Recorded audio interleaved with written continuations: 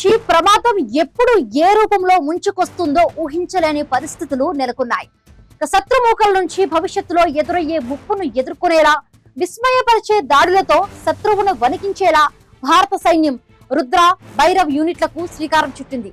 ఈ యూనిట్లు సరిహద్దుల్లో శత్రువు విస్మయపరిచే దాడులను చేసేందుకు ఎల్లప్పుడూ సిద్ధంగా ఉంటాయి.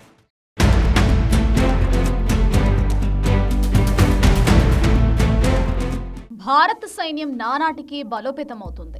భారత సైన్యం అమ్ముల పొదిలో అధునాతన ఆయుధాలను సమకూర్చుకుంటూ సక్రమంగా శక్తివంతంగా మారుతోంది. ప్రస్తుత పరిస్థితుల్లో భారత్కు శత్రు దేశాల నుంచి ప్రమాదం పొంచి ఉంది. శత్రువును విస్మయపరిచేలా దాడులు చేసేలా భారత సైన్యంలో సరికొత్త యూనిట్లను ఏర్పాటు చేస్తున్నారు. రుద్ర ఆల్ ఆఫ్ బ్రిగేడ్ కు సైన్యాధిపతి జనరల్ ఉపేంద్ర ద్వివేది ఆమోదం తెలిపారు. రుద్ర యూనిట్ కింద పదాతి, యాంత్రిక దళాలతో పాటు ట్యాంకు యూనిట్లు, శతఘ్నులు, ప్రత్యేక బలగాలు, మానవరహిత వైమానిక యూనిట్లు ఒకే చోట ఉంటాయి. వీటి ఏర్పాటు ద్వారా రవాణా, పోరాట మద్దతుకు ఉపయుక్తంగా ఉంటాయి. వీటితో పాటు ప్రత్యేక దాడుల దళం, భైరవ్ లైట్ కమాండో యూనిట్ను ఏర్పాటు చేశారు. ఇది సరిహద్దుల్లో శత్రువును విస్మయపరిచే దాడులను చేసేందుకు ఎల్లప్పుడూ సిద్ధంగా ఉంటుంది. దివంగత సిడిఎస్ బిపిన్ రావత్ హయాంలోనే సైనిక సంస్కరణలు మొదలయ్యాయి.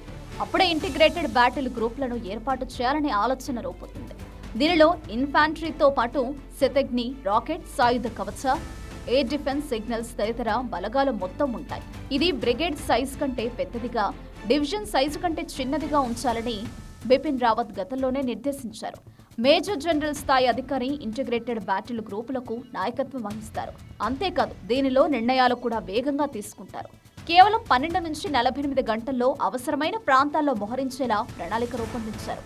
సైనిక చర్యలు చేపట్టాలంటే పదాతి దళాలతో పాటు దేశంలోని వివిధ ప్రాంతాల్లోని శతఘ్ని, సాయుధ వాహనాలు, సిగ్నల్స్, ఎయిర్ డిఫెన్స్ ఇలా పలు యూనిట్లను సిద్ధం చేసుకోవడానికి, వాటిని సరిహద్దులకు చేర్చడానికి 2-3 వారాల నుంచి నెలల సమయం పడుతోంది.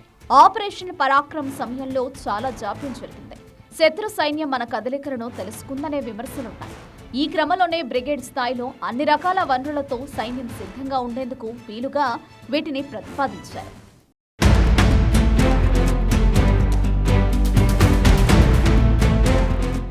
ప్రస్తుతం ఉన్న 2 ఇన్ఫాంట్రీ బ్రిగేడ్లను రుద్రగా మార్చాలని నిర్ణయించారు. రుద్ర బ్రిగేడ్లను మెకనైజ్డ్ ఇన్ఫాంట్రీ, ట్యాంకులు, శతఘ్నులు, ప్రత్యేక దళాలు, మానవరహిత విమానాలు, ప్రత్యేకమైన లాజిస్టిక్స్ వ్యవస్థలు, కాంబాట్ సపోర్ట్తో సిద్ధం చేస్తున్నారు.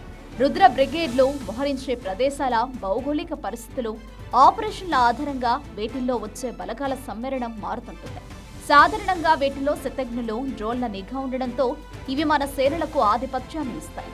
తీవ్ర స్థాయిలో జరిగే స్వల్పకాలిక ఘర్షణలు ఎదుర్కోవడంలో రుద్ర వంటి బ్రిగేడ్లు ప్రభావవంతంగా ఉంటాయి. ముఖ్యంగా పాక్ సరిహద్దు పంచుకునే పంజాబ్, గుజరాత్, రాజస్థాన్ వంటి ప్రాంతాల్లో రుద్ర బ్రిగేడ్లను మోహరించవచ్చు. వీటి ద్వారా పాక్ దుందుడుకు చర్యలకు వెంటనే ధీటుగా సమాధానం చెప్పొచ్చు. మరోవైపు సరిహద్దుల్లో చురుగ్గా మోహరించడానికి, మెరుపు వేగంతో దాడులు చేయడానికి వీలుగా భైరవ కమాండో బెటాలియన్లు ఏర్పాటు చేసింది. తక్షణమే చేపట్టే టాక్టికల్ ఆపరేషన్స్ పై భైరవ బెటాలియన్స్ దృష్టి పెడతాయి. సైనిక చర్యకు సర్వసన్నద్ధంగా ఉంటాయి. ఆపరేషన్ పరాక్రమ్ 2001 నుంచి 2002 తర్వాత భారత్ వేగంగా బలగాలను మోహరించడంపై దృష్టి పెట్టింది. అప్పుడే కోల్డ్ స్టార్ట్ డాక్ట్రిన్ పై దృష్టి పెట్టింది. దీనికోసమే ఐబీజీల ప్రతిపాదన తెరపైకి తెచ్చింది. భవిష్యత్తు యుద్ధాల కోసం భారత్ ఇప్పటికే డ్రోన్ ప్లాటూన్లను, లాయిటరింగ్ కమ్యూనికేషన్లను, శతఘ్ని రెజిమెంట్లు ఏర్పాటు చేస్తుంది.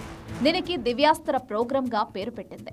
ఇక ప్రతిపాదిత ఐబీజీలో ప్రారంభించిన రుద్ర, భైరవ్ యూనిట్లను భవిష్యత్తులో మెరుపు వేగంతో శత్రువుపై విరుచుకుపడేలా రూపొందిస్తున్నారు. మొత్తంగా శత్రువుల దాడులను ఎదుర్కోవడంతో పాటు అంతే వేగంగా వాటిపై దాడులు చేసేందుకు భారత సైన్యం ఏర్పాటు చేస్తున్న యూనిట్లతో శత్రువులకు వణుకు పుట్టించడం ఖాయమనే అభిప్రాయాలు వ్యక్తమవుతున్నాయి.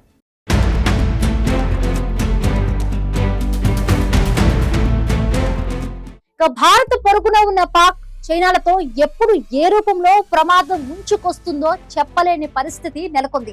ఇలాంటి పరిస్థితుల్లో భారత సైన్యం ఎప్పటికప్పుడు తన శక్తి సామర్థ్యాలను పెంచుకుంటోంది.